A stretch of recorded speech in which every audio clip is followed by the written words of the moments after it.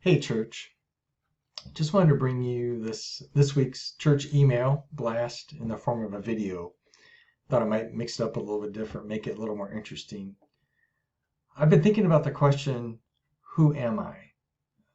If you've ever been without work, this may be a question you've wondered. Who am I? Really? Like, let's be honest, many of us, when we meet someone new, usually ask in the first few minutes of the conversation, so what do you do for a living? Or where do you work?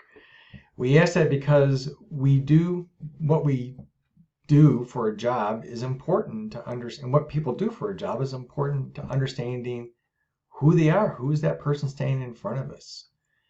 Finding out what other people do for a living gives us a perspective about that person's identity.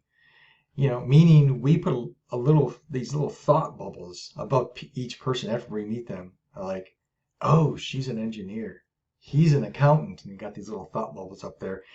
She's a teacher. He's a nurse. We put people in these buckets. You get the point. We attach these identity labels to people based on what they do for a living, and we see them differently after that. Researchers call this an unconscious bias. And after attaching those little labels, those thought bubbles, we often see people differently than really who they are. And so then, who are we, really? During this pandemic, I've been on temporary layoff. I don't have a job right now, but God's taking care of us. He's providing for us, so it's all good. But frankly, it's humbling, and I'm struggling some, okay, just to be honest. But being laid off, it's not new territory for me either. Two previous times in my life, I've been laid off.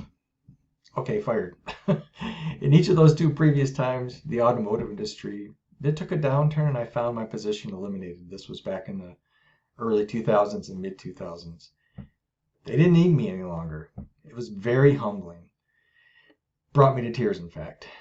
You see, I lost part of my identity. I was that person who was identified with labels of engineer, manager, leader, whatever, and I thought I was beyond job elimination. But God took my job away so I could see me differently. He taught me some things about me that were not so pretty. They were ugly, in fact. And now, this third time around, I'm much more open to his correction.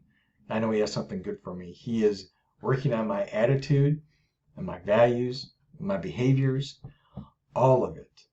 I have to tell you, it's not easy.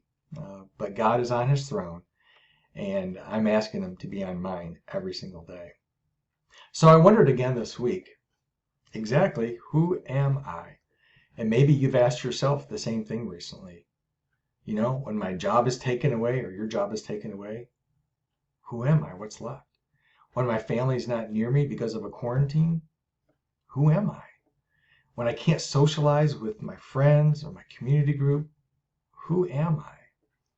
When life's basic relationships are stripped away, who am I? What is left? Really, who am I? Well, God's Word has something to say about that. Here's what he says. This is what God's Word says. This is out of Ephesians chapter 1. I'm chosen by him to be holy. John chapter 10. I'm shackled to him and kept forever. Out of Ephesians again. I'm created by him to be his workman. And again, out of John chapter 10, I am known to him, and he's called me by my name. My name.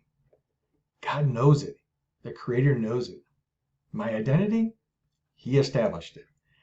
Who I am is not established by those who call me their employee, or their dad, or their husband, or their pastor, or their friend. I am so much more than all of these labels. I'm chosen, I'm shackled, I'm created, and I'm known. That's who I am. Who are you really? If you're struggling with your identity in this time, reach out to Christ. Find a fellow brother or sister who can help remind you of who you are. I want to leave you with a song that often runs through my mind when I need a reminder of who I am. And it's in the link just below this video. So click on it. And remember this, that God is on his throne. Let him be on yours. Hope your week is going good.